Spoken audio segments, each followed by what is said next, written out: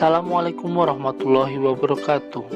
Halo anak-anak kelas 6. Bagaimana kabarnya hari ini? Sehat bukan? Ya, semangat pagi. Hari ini kita akan belajar tema 1. Selamatkan makhluk hidup. Subtema 1. Tumbuhan sahabatku. Pembelajaran 1. Sebelum kita mulai pembelajaran tema 1 ini, mari kita lihat video berikut ini.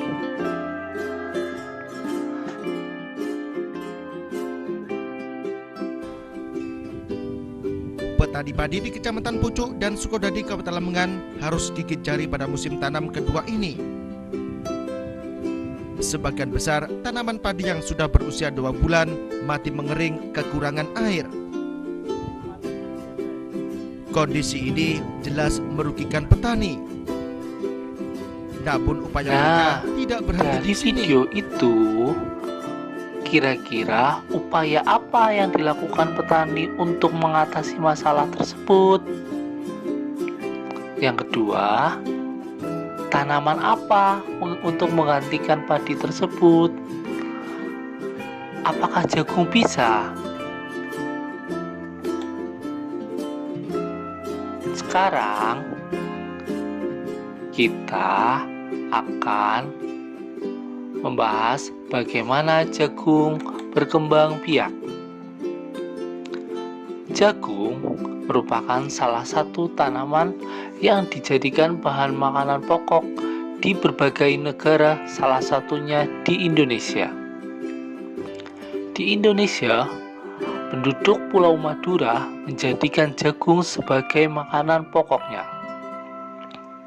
Jagung merupakan salah satu tanaman penghasil karbohidrat yang sangat diperlukan oleh tubuh. Paragraf kedua, seorang petani jagung mulai membiarkan tanamannya dengan menanam jagung biji. Setelah 3-4 hari, bakal tanaman akan muncul di permukaan tanah. Tanaman jagung akan tumbuh menjadi besar. 3,5 bulan, buah jagung dapat dipanen oleh petani.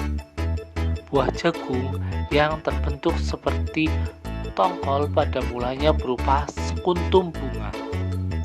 Itu adalah cerita tentang bagaimana jagung berkembang biak. Nah, untuk menentukan ide pokoknya, coba paragraf 1.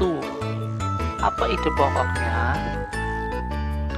Jagung merupakan salah satu tanaman yang dijadikan bahan makanan pokok di berbagai negara.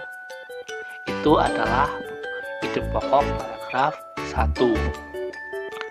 Nanti kalian bisa cari lagi untuk ide pokok paragraf 2. Ide pokok atau gagasan utama dalam paragraf adalah pokok inti pembahasan dari suatu paragraf.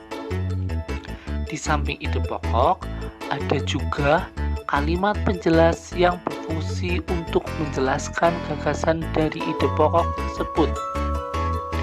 Ide pokok bisa berada di awal maupun di akhir paragraf. Jika diletakkan di awal, maka paragraf tersebut masuk dalam kategori paragraf deduktif. Sedangkan jika terletak di akhir, disebut sebagai paragraf induktif. Di samping itu, ada juga paragraf campuran yang mengandung ide pokok di awal dan di akhir paragraf.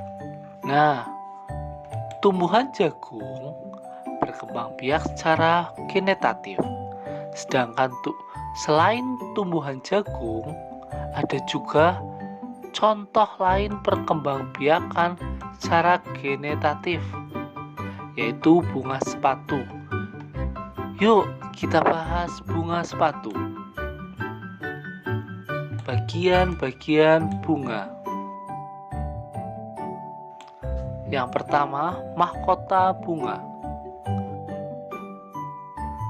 Yang kedua, kepala sari. Yang ketiga, tangkai sari.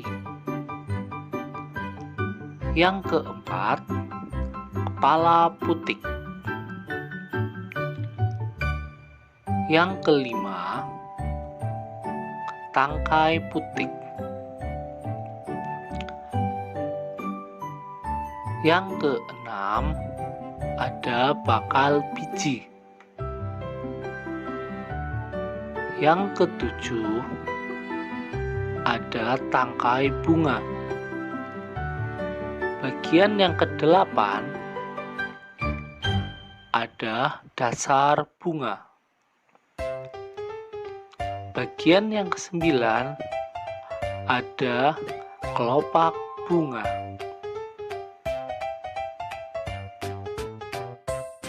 Perkembangbiakan genetatif pada tumbuhan adalah terjadinya tumbuhan baru yang didahului dengan penyerbukan. Penyerbukan merupakan peristiwa jatuhnya serbuk sari yang mengandung sel kelamin jantan ke kepala putik yang mengandung sel kelamin betina. Coba bayangkan seandainya tumbuhan tidak berkembang biak, apa yang akan terjadi? Bunga yang indah bukan hanya tumbuh di Indonesia. Negara-negara lain seperti negara tetangga pun memiliki bunga yang cantik karena kondisi geografis yang hampir sama. Bunga yang tumbuh tidak jauh berbeda jenisnya. Bunga apa yang berasal dari Indonesia? Kira-kira Indonesia berada di benua mana? Indonesia dan Malaysia bergabung dalam organisasi di kawasan Asia Tenggara, yaitu ASEAN. ASEAN adalah sebuah organisasi internasional yang beranggotakan negara-negara di kawasan Asia Tenggara. Anggota negara ASEAN yang pertama, Indonesia. Yang kedua, Malaysia. Yang ketiga, Singapura. Yang keempat, Thailand. Yang kelima, Filipina. Yang keenam, Brunei Darussalam. Yang ketujuh, Vietnam. Kedelapan, Laos. Yang kesembilan, Myanmar. Dan yang kesepuluh, Kamboja. Indonesia. Bangsa Indonesia memiliki ribuan suku bangsa, tepatnya 1340 suku bangsa. Adapun suku bangsa yang besar yaitu suku Jawa, suku Sunda, suku Batak, dan suku Minang. Masing-masing suku bangsa memiliki adat istiadat yang berbeda. Agama yang diakui di Indonesia yaitu Islam, Kristen, Katolik, Hindu, Buddha, dan Konghucu. Tahukah kalian, Indonesia memiliki bahasa daerah sebanyak 718 bahasa. Namun, Indonesia menggunakan bahasa Indonesia sebagai bahasa nasionalnya, Malaysia. Kelompok etnis terbesar di Malaysia adalah Bumiputra.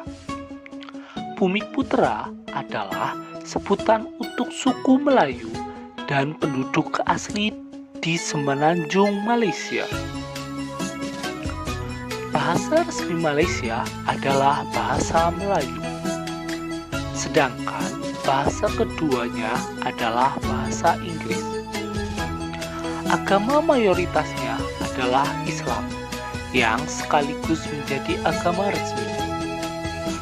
Budaya Malaysia dipengaruhi oleh budaya Tionghoa, India, Persia, Arab, dan Inggris. Brunei Darussalam. Sebagian besar penduduk Brunei Darussalam adalah keturunan Melayu dan Tionghoa. Sisanya adalah suku Dayak atau penduduk asli Kalimantan.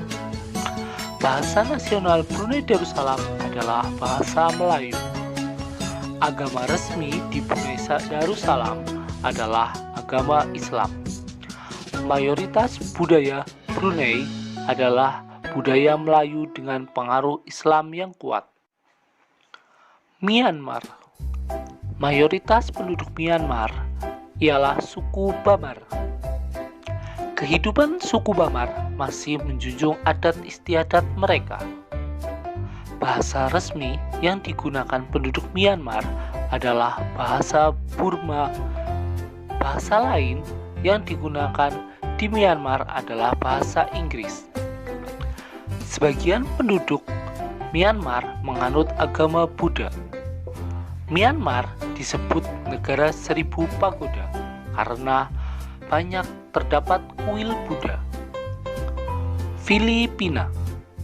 Penduduk Filipina terdiri dari berbagai suku bangsa. Suku bangsa mayoritas diantaranya suku Talagong,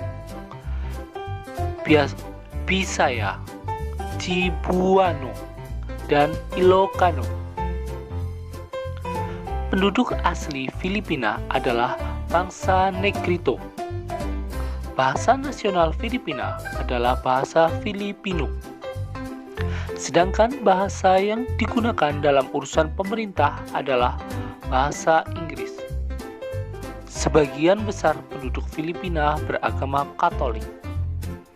Budaya Filipina dipengaruhi oleh budaya Melayu, Tionghoa, dan Spanyol.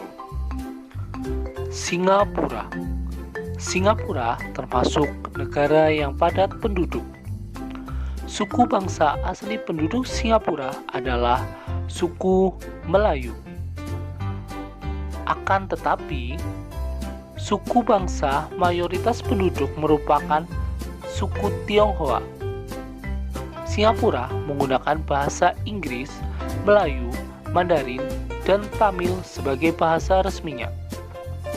Kehidupan masyarakat Singapura adalah perpaduan antara budaya timur dan barat. Kamboja. Sekitar 90% penduduk Kamboja merupakan orang Khmer. Sisanya adalah keturunan Tionghoa dan Han.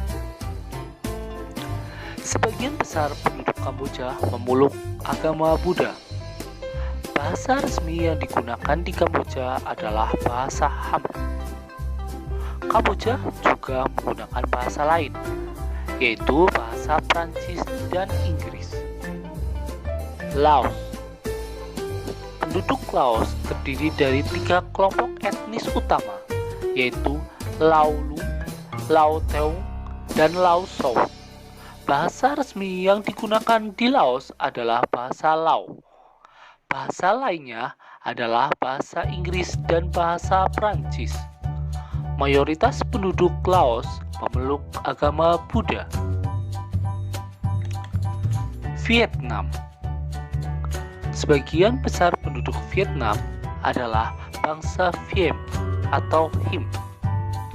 Sisanya adalah bangsa Tionghoa, bangsa Champa, bangsa Thai, bangsa Lao, dan bangsa Khmer. Agama mayoritas penduduk Vietnam adalah Buddha. Vietnam menggunakan bahasa Vietnam sebagai bahasa resminya. Selain itu, digunakan pula bahasa Inggris, Prancis, dan Rusia. Thailand. Sebagian besar penduduk Thailand merupakan suku bangsa Thai. Agama mayoritas di Thailand adalah agama Buddha. Thailand menggunakan bahasa Thai sebagai bahasa kebangsaannya. Selain itu, juga menggunakan bahasa Melayu, Mandarin, dan Inggris. Nah, itu adalah pelajaran hari ini. Semoga kalian dapat memahami materi dengan baik dan bisa melanjutkan ke kegiatan selanjutnya. Terima kasih. Wassalamualaikum warahmatullahi wabarakatuh.